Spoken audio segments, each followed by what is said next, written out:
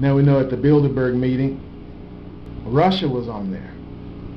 Of course, Trump and the U.S. was on there.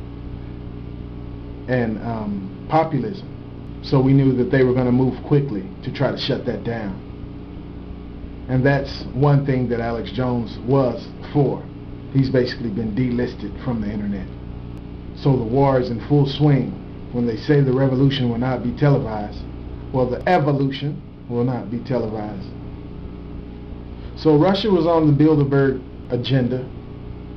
So Russia's trying to break away from the New World Order. Russia accepts 15,000 Boer farmers. These are the South African farmers that had taken the land, and they're being evicted, so to speak. Something's going on here, ladies and gentlemen. Let's see what this is here. This is RT, Russia Today, and it says, a matter of life and death. 15,000 white South African farmers seek refuge in Russia, report says. It says a delegation of 30 South African farming families has arrived in Russia, Farm Belt, Stavropol region, Rossiya 1 TV reports. The group says it's facing violent attacks and death threats at home. Up to 15,000 Boers, descendants of Dutch settlers in South Africa, are planning to move to Russia amid rising violence stemming from government plans to expropriate their land, according to the delegation. Expropriate means to give it back to the rightful owners, to take it away from these guys, because that's how they got it. They took it. Let's keep going. It's a matter of life and death. There are attacks on us. It's got to the point where the politicians are stirring up a wave of violence. Adi Sivas told the media. The climate here, Stavropol region, is temporary, and this land is created by God for farming. All this is very attractive. The new South African government, led by President Cyril Ramaphosa, has pledged to return the lands owned by white farmers since the 1600s to the black citizens of the country. The government said it is planning to put an end to what it calls the legacy of apartheid, where most of South Africa's land is still in the hands of its minority white population. Rights groups have said the initial incites violence. There are 74 farm murders and 638 attacks, primarily against white farmers in 2016-2017. In South Africa, according to data by minority rights group AfriForum, farmers are prepared to make a contribution to Russia's booming agriculture sector. According to Rossiya 1, each family is ready to bring up to $100,000 for leasing the land. Russia has 43 million hectares of unused farmland, has recently begun giving out free land to Russian citizens to cultivate farming. The land giveaway program, which began in 2014, has been a huge success. And they have nowhere to go. They can't go back to where they came from for some reason or other, I don't know. But Russia has, because they're farmers, Russia has said, oh yeah, we'll take them. We'll take them. If they weren't farmers, Russia probably wouldn't want to have anything to do with them, but Russia is trying to decouple from the New World Order, since it knows that it's hated by the New World Order and that it's not going to be the number one. It's not going to be the number one. Everyone knows that China's already chosen to be the number one in the New World Order. So not only that, you know, the elite have seed vaults. They're storing seeds. They're storing some of everything underground, facilities, underwater facilities. They're storing data, they're storing conversations, and they're storing everything for themselves. It's not for you and I. And so they can remain in control when whatever happens, happens. Either they try to lock it down, or some type of natural disaster, or maybe the quote-unquote alien disclosure, the return of Nibiru. Yeah, I believe in the return of the Mashiach, but there's a lot more to that than what was told to us. That's what I'm saying. They've sanitized even scripture where they've taken it out to where they don't tell you about the Nephilim. They don't tell you about the fallen, that they were giants and they're finding them. See? So Russia is a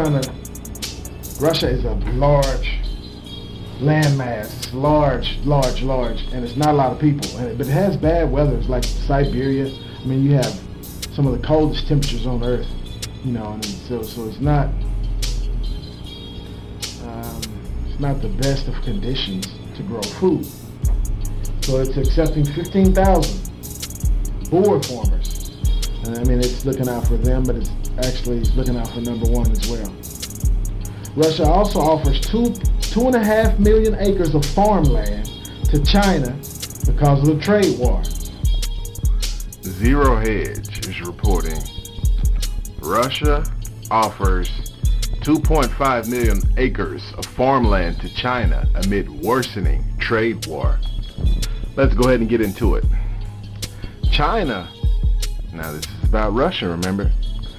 One of the common threads in most of all the news is China. China finds itself reeling under trade disputes with the U.S. and the next round of tariffs on $16 billion worth of Chinese goods is expected to start on August 23rd. Earlier this week, Russia offered to bail out China from the trade war with Washington. Moscow offered 1 million hectares, 2.5 million acres of arable land available to Chinese farmers to meet its large-scale demand for soybeans, and of course prevent a massive soybean shortage that will lead to political, social upheavals across the country.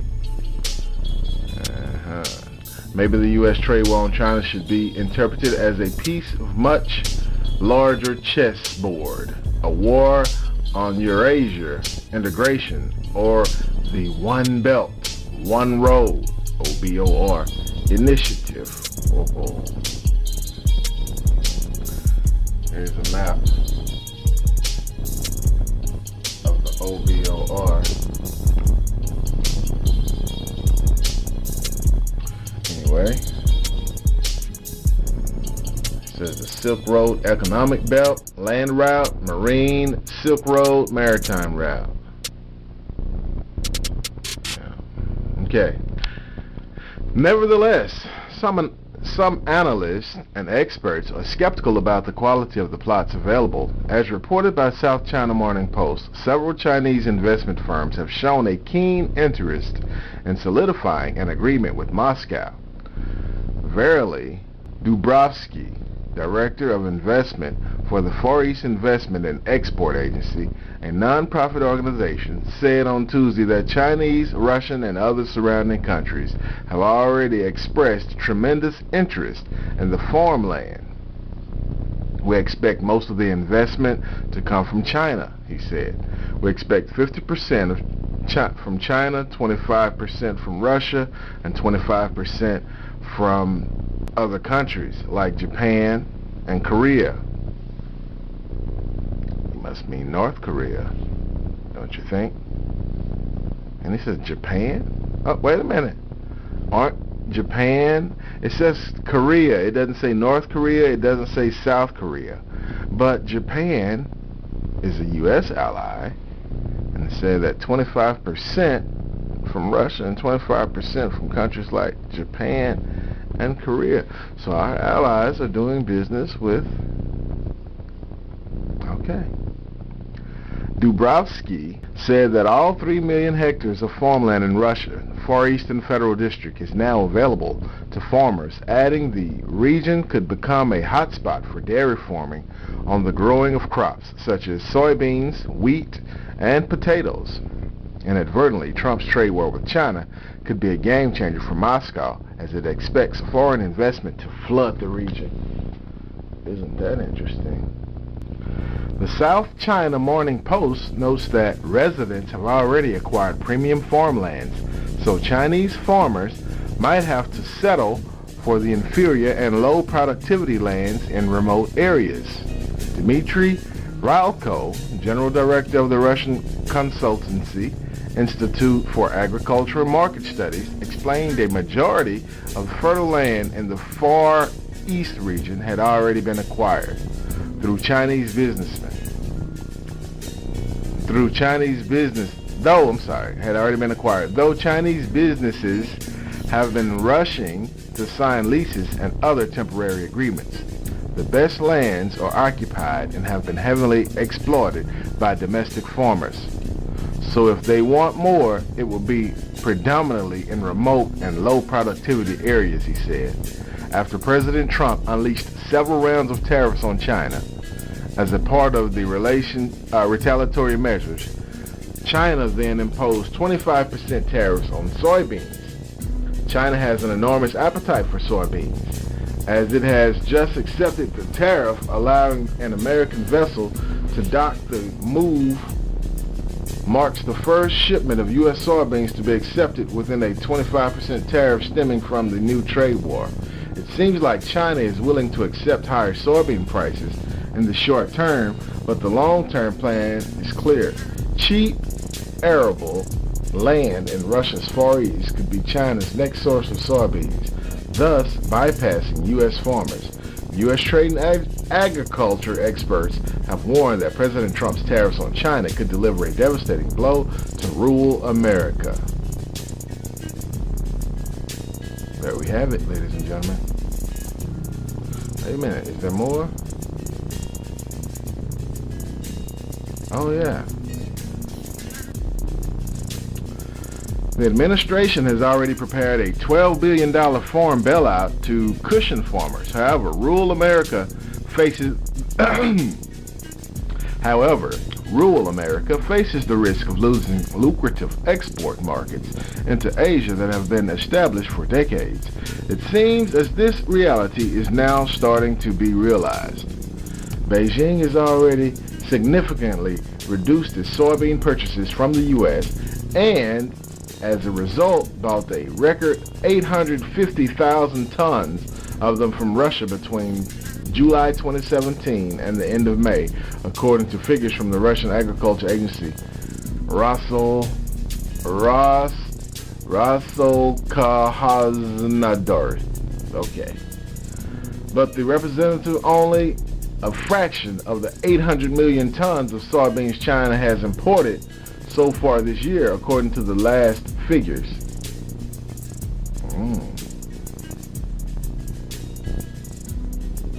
According to the latest figures from its customs agency. The agriculture ministry in Beijing said earlier that it had ramped up domestic soybean production significantly to deal with the threat of shortages and would make a further 1 million hectares of land available for growing the crop over the next 2 years, said the South China Morning Post.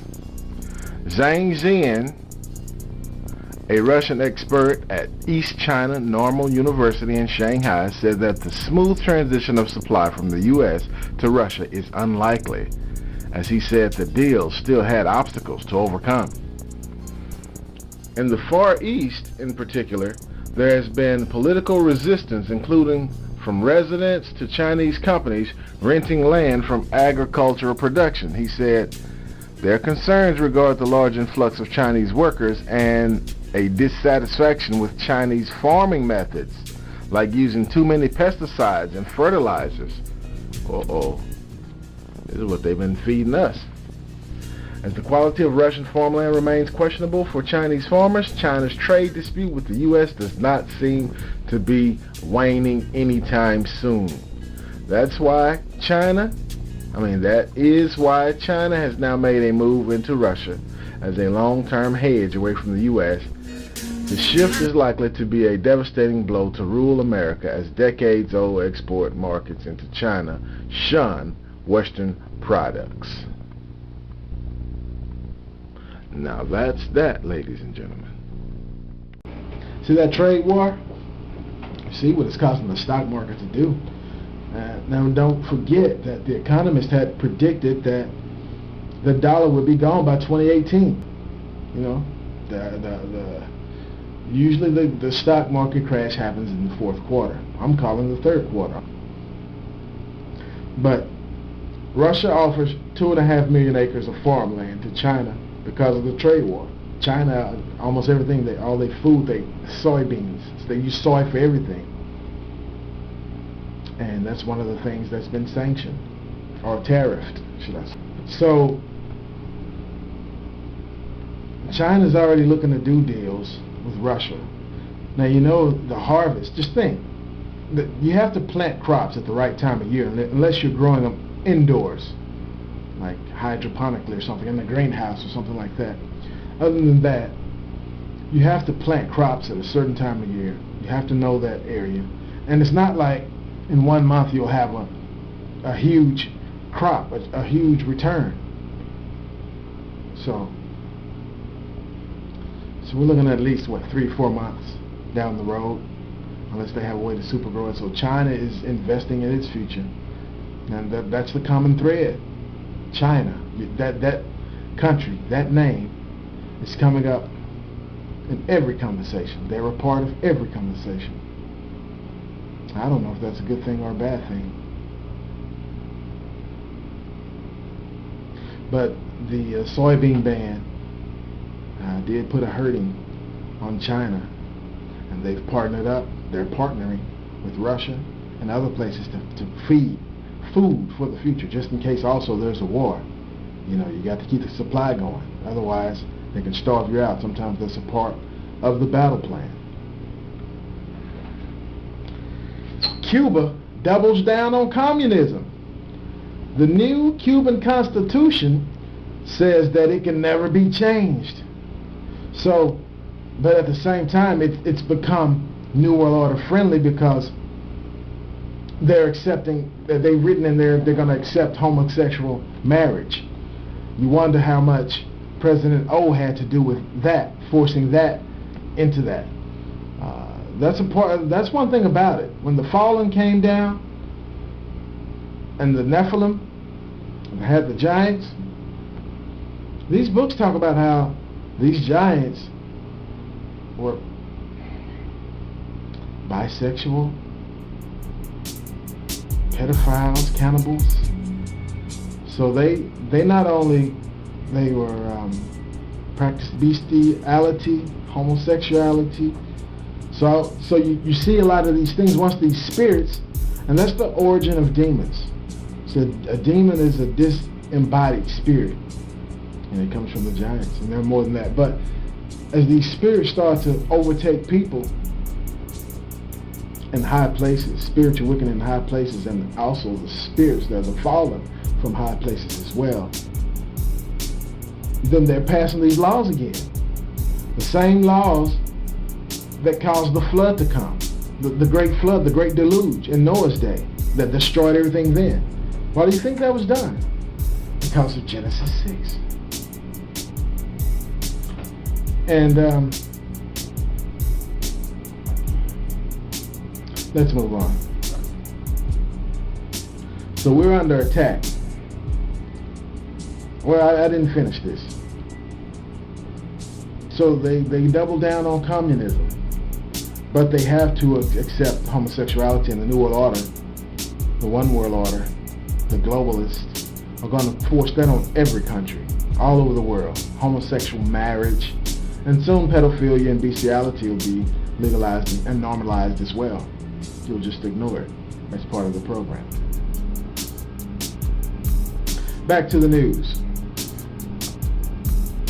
Cuba and China launched deadly attack on Americans. These are the American workers that were working in the embassy in Cuba. See, we're in the Star Wars now. It doesn't necessarily have to be some poison put in your drink. You know, some needle, somebody, oh, they got me. Slip something in your drink, or shoot you. blow you up, stick a bomb under your car. Nah, man, this is Star Wars. This is space age. We moving far into it, baby. Sonic weapons. And they found this out with MK Ultra. They have weapons that they can talk to you without you hearing it audibly. They can program things directly in your mind. They also have microwave weapons that can tune into certain frequencies. And the ELF 5G. So these are some of the things, and we may do a show about this later, about the psychotropics, how they knew about it, and how they also are able to program the minds and get zombie armies. You know, not almost super soldiers, but I'll take zombie armies to carry out their will indirectly.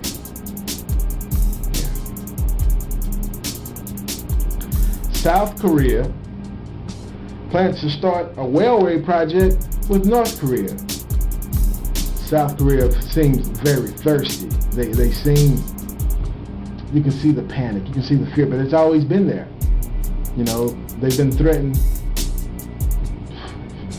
for 50, 60, 70 years of war, of annihilation, the threat from the North, and now that the North just smiles at them, winks at them, and they're in love.